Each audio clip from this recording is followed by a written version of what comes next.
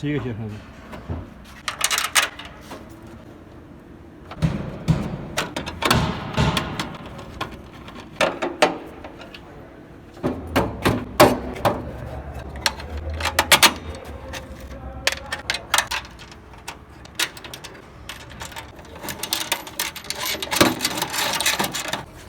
ना 39 39 वाला अभी इसमें लग गया आराम दो से।